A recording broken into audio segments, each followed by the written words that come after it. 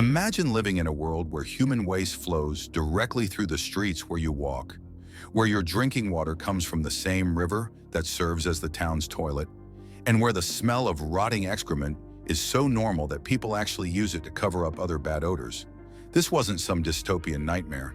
This was daily life for millions of people in medieval Europe. But here's what's even more shocking.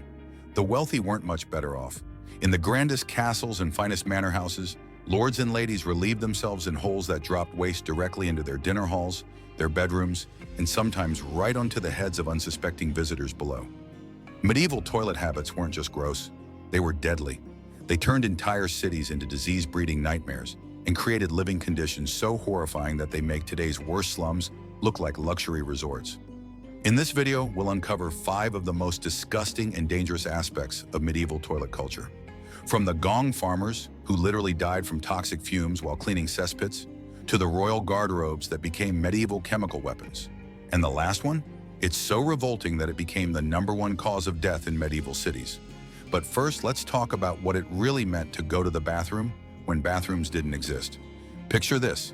You're living in the 13th century London, one of Europe's most advanced cities. You wake up in your small wooden house and nature calls. But there's no bathroom, there's no toilet, there's no running water. What do you do? If you're lucky enough to afford it, you might have a chamber pot, essentially a decorated bucket that you keep under your bed. But here's the catch. Once you've used it, you have to empty it somewhere. And that somewhere was usually the nearest window. Medieval towns and cities actually had a lot of ordinances and laws to do with waste disposal, latrines, and toilets. In medieval London, for example, people were responsible for the upkeep and cleanliness of the street outside their houses. But these laws existed because the problem was so widespread and so disgusting that authorities were desperate to control it. The most common practice was simply throwing waste out of windows into the streets below.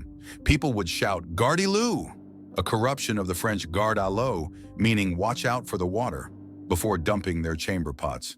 But this warning system only worked if people bothered to use it, which they often didn't. One account talks of an outraged mob badly beating a stranger who littered their street with the skin of a smoked fish, showing just how seriously some communities took street cleanliness.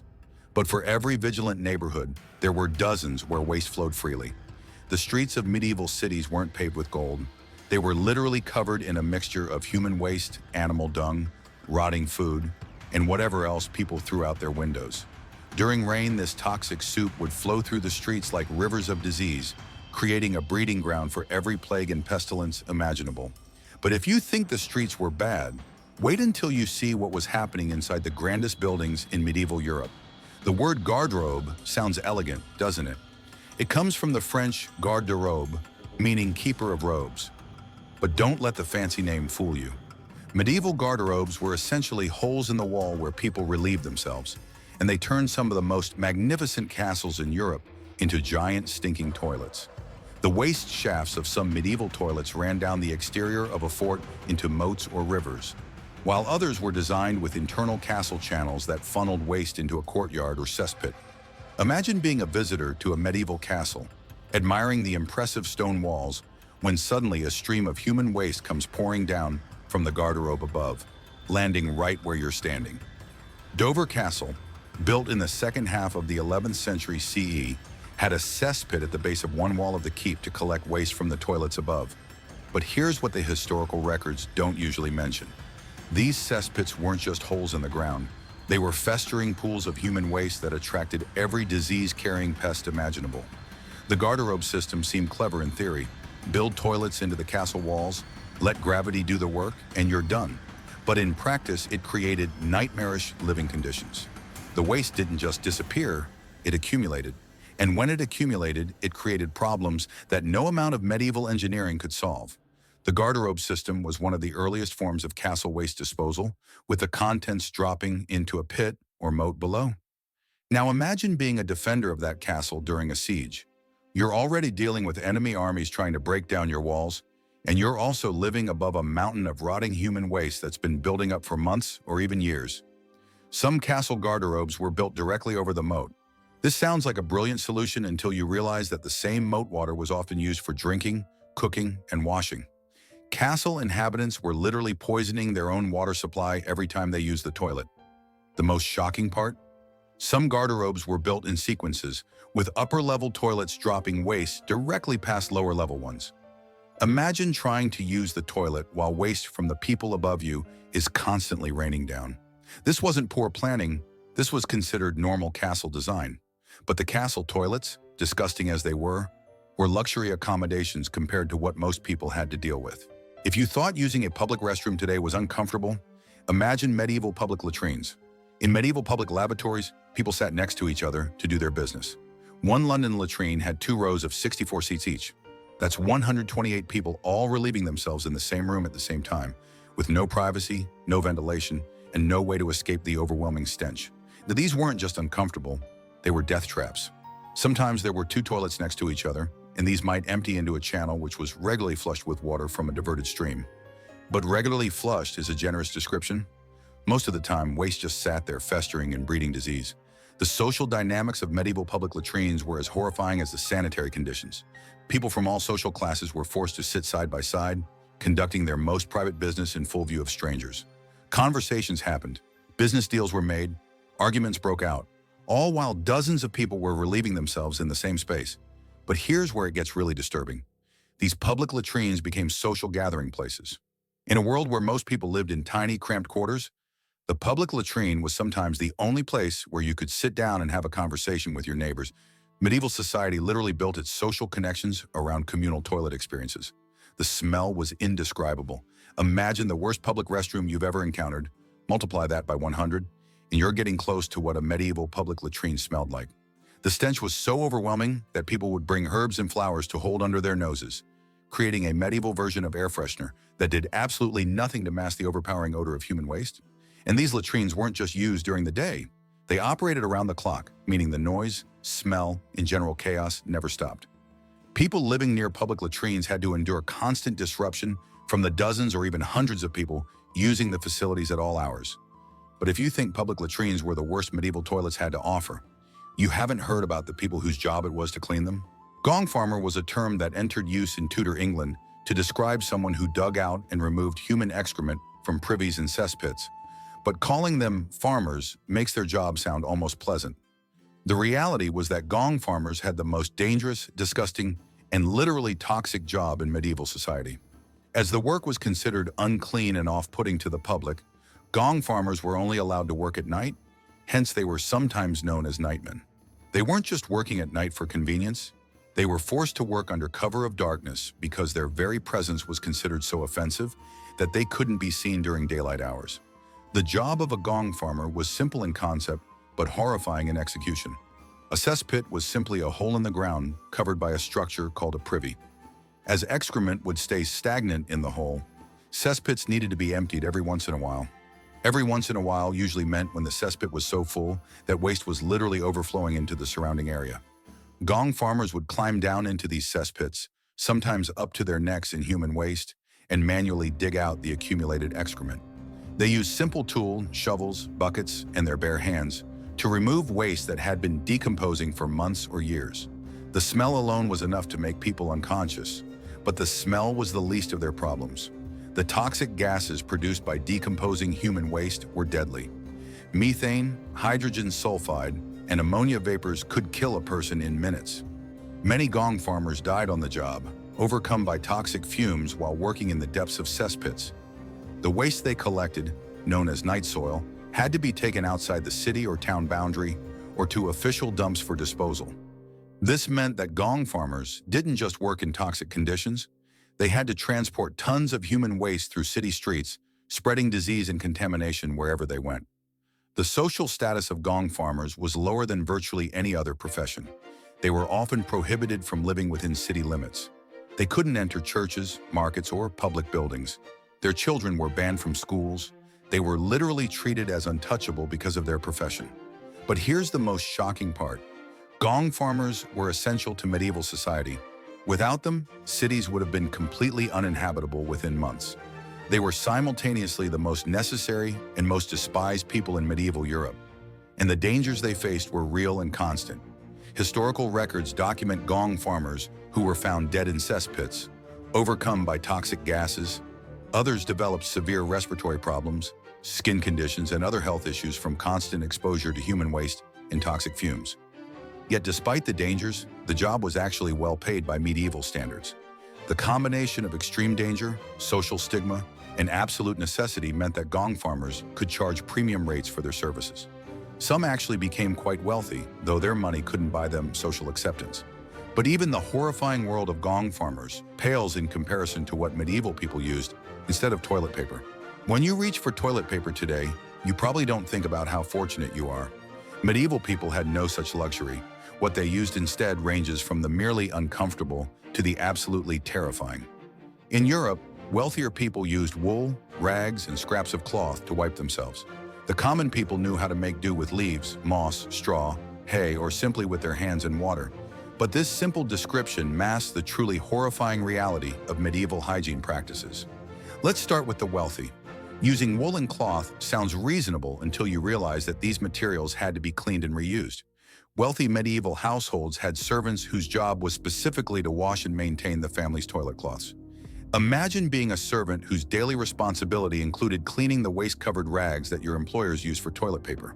But the cloth had to be washed in the same water sources that provided drinking water. There was no understanding of bacteria or contamination. Servants would wash toilet cloths in streams, wells, and cisterns, then use the same water for cooking and drinking. This practice spread disease throughout entire households and communities. For common people, the alternatives were even worse. Leaves sound natural and harmless until you consider that medieval people often couldn't distinguish between safe and toxic plants.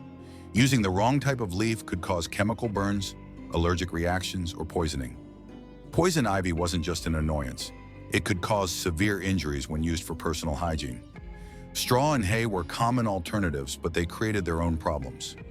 These materials were rough and abrasive, causing cuts and infections. They also harbored insects, parasites, and diseases. Using straw for toilet paper was essentially guaranteeing that you would develop health problems. But perhaps the most disturbing alternative was the use of hands and water. It is not without reason that the left hand is considered unclean in many cultures, especially in Islamic cultures. This practice required constant access to water, which most people didn't have. More importantly, it meant that people's hands were constantly contaminated with human waste. In a world without soap, effective cleaning was impossible. People would rinse their hands in whatever water was available, then use those same hands to prepare food, care for children, and interact with others. The spread of disease through this practice was inevitable and constant. Some regions developed even more creative solutions. In coastal areas, people used shells, which were sharp and often caused injuries. In forested regions, smooth stones were common, but they were reused without proper cleaning. Some communities used corn cobs, which were actually relatively effective, but had to be dried and stored, creating sanitation problems. The psychological impact of these practices was significant. The constant discomfort, the risk of injury, and the social awkwardness of medieval toilet habits created a culture where basic human needs were associated with shame, danger, and disease. But here's what's most shocking. Some medieval communities actually developed better solutions and then abandoned them. Ancient Roman civilization had sophisticated sewage systems and public bathrooms with running water. But as the Roman Empire fell, much of this knowledge was lost, and European society regressed to far more primitive sanitation practices. This brings us to the most deadly aspect of medieval toilet culture: how these practices turned entire cities into disease factories. The summer of 1347 started like any other in medieval Europe. But by winter, 1/3 of the entire European population would be dead. The Black Death, bubonic plague, swept across the continent with unprecedented speed and lethality. And while rats and fleas get most of the blame, medieval toilet practices created the perfect conditions for this catastrophe. The connection between waste disposal and disease wasn't understood in medieval times, but it was absolutely real. They also did not understand exactly how human waste could spread disease, but they knew it did. They just thought it was something to do with its odors. This misunderstanding led to sanitation practices that actually made disease transmission worse. Medieval cities were essentially giant disease incubators, and toilet practices were the primary cause. When human waste flows through the same streets where people walk, when it contaminates drinking water, and when it attracts disease-carrying pests, plague becomes inevitable. The smell alone was a constant health hazard. Medieval people believed in miasma theory. the idea that diseases were spread through bad air and foul odors. While this theory was scientifically wrong, the medieval response was to mask bad smells with other strong scents, rather than eliminate the source of contamination. Wealthy people carried pomanders, small balls filled with herbs and spices, to mask the constant stench of human waste. But covering up the smell didn't eliminate the health hazards. If anything, it created a false sense of security that allowed dangerous practices to continue.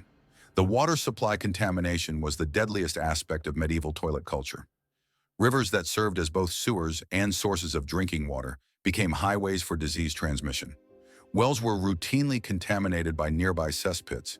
Even rainwater collection systems were polluted by waste that accumulated on rooftops and in gutters. Cholera, dysentery, typhoid, and dozens of other waterborne diseases were constant threats in medieval cities. These weren't occasional outbreaks. They were endemic conditions that killed thousands of people every year. And the primary cause was the mixing of human waste with water supplies. But disease transmission wasn't just about contaminated water. The constant presence of human waste in living areas attracted rats, which carried fleas, which carried plague. The entire medieval urban ecosystem was designed to maximize disease transmission, and toilet practices were at the center of it all. The psychological impact of living in constantly contaminated environments can't be overstated. Medieval people accepted disease and early death as normal parts of life because their sanitation systems made these outcomes inevitable. They didn't die young because medical care was primitive. They died young because their toilet habits were literally killing them. Some medieval communities tried to address these problems through regulation, but their solutions often made things worse. Laws requiring people to dump waste in designated areas just created concentrated sources of contamination.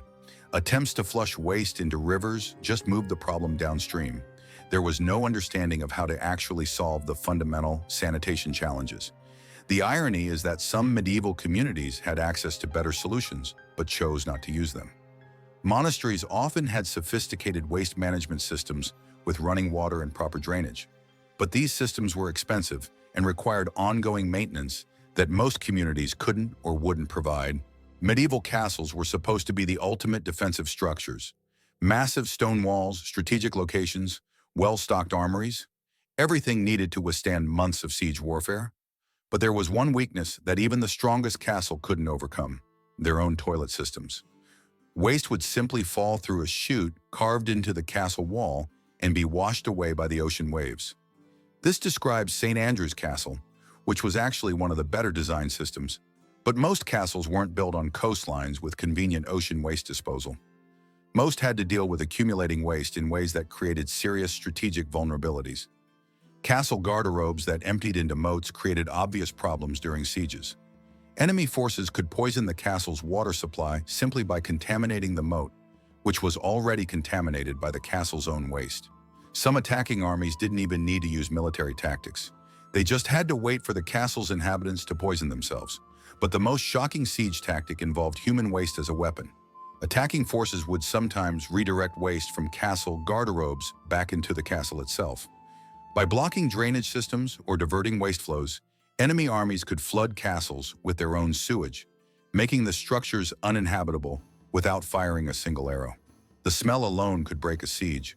Castle inhabitants living above massive accumulations of human waste would sometimes surrender just to escape the overwhelming stench.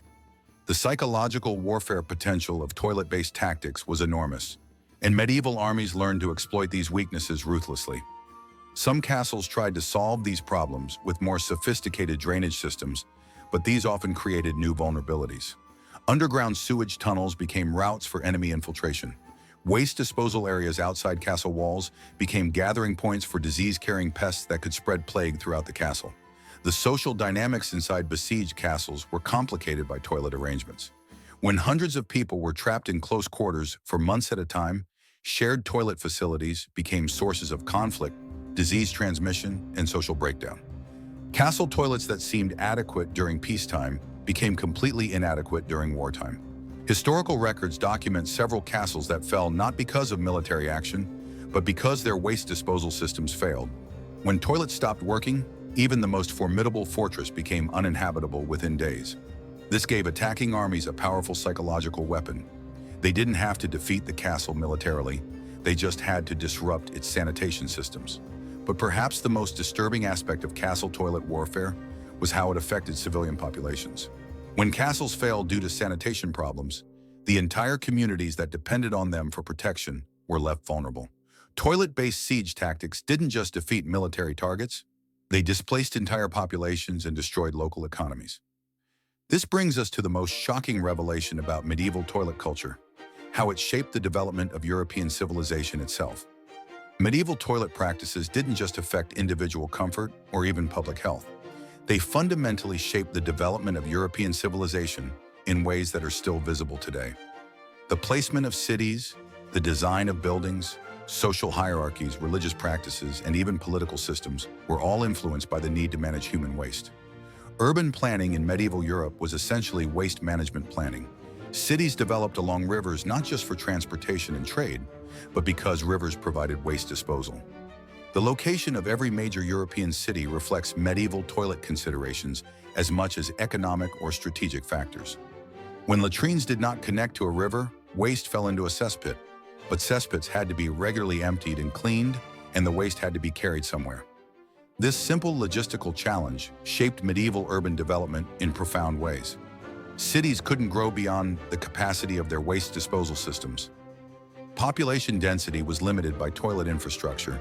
The social hierarchy of medieval Europe was partly based on access to better toilet facilities. Wealth wasn't just measured in gold or land. It was measured in the quality of your waste disposal arrangements. The ability to live away from your own waste became a marker of social status that influenced everything from marriage arrangements to political power. Religious architecture was shaped by toilet considerations. Medieval churches and monasteries had to incorporate waste management into their designs.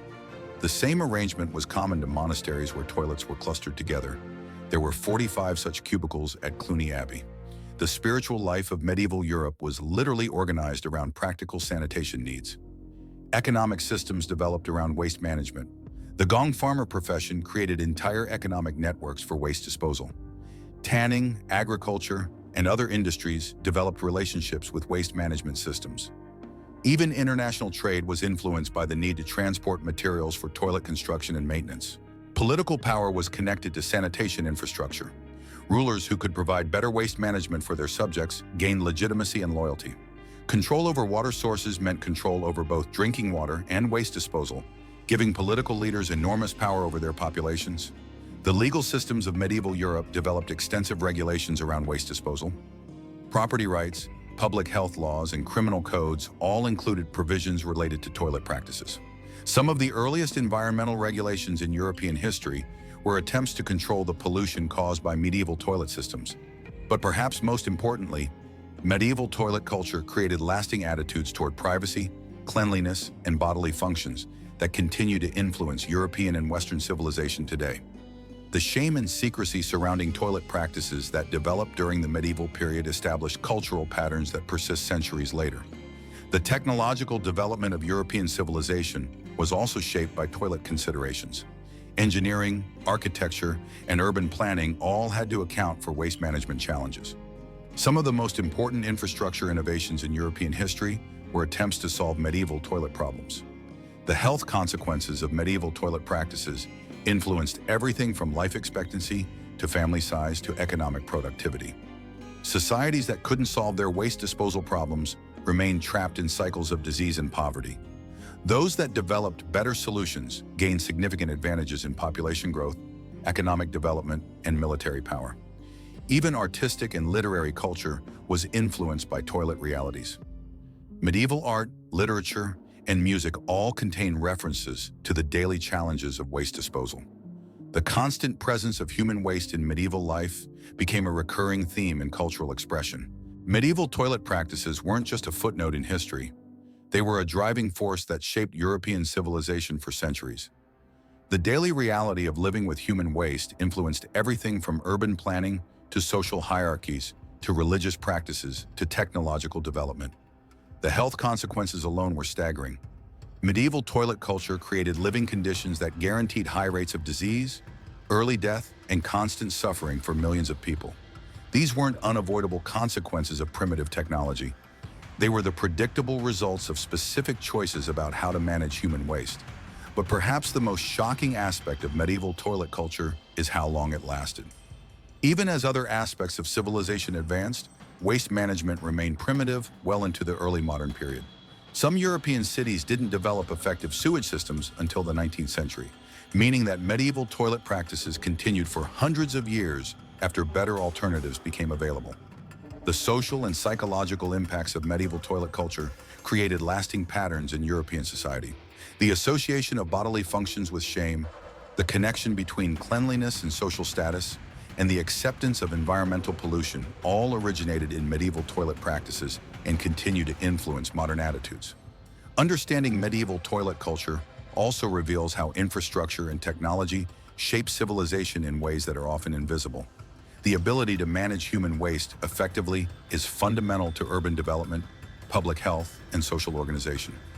Medieval Europe's failure to solve these challenges created centuries of unnecessary suffering and limited social development.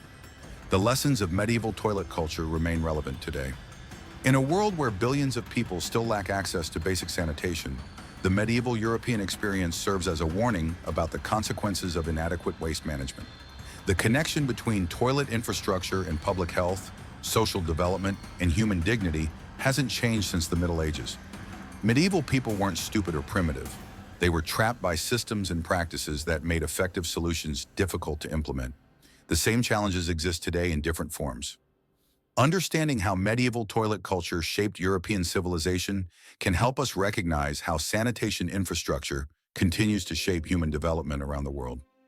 The disgusting truth about medieval toilet habits isn't just that they were unpleasant, it's that they were unnecessary. Better solutions existed and were sometimes even implemented, but social, economic, and political factors prevented their widespread adoption. The result was centuries of suffering that could have been avoided with different choices about how to organize society around basic human needs. The next time you use a modern toilet, remember the millions of medieval Europeans who lived and died without access to basic sanitation. Their experience reminds us that civilization isn't just about grand achievements in art, architecture, or warfare. It's about solving the fundamental challenges of human existence, starting with the most basic and essential need to manage our own waste. Medieval toilet culture shaped European civilization in ways that are still visible today. It's a reminder that the most mundane aspects of daily life often have the most profound historical consequences. And it's a warning about what happens when societies fail to address their most basic infrastructure needs.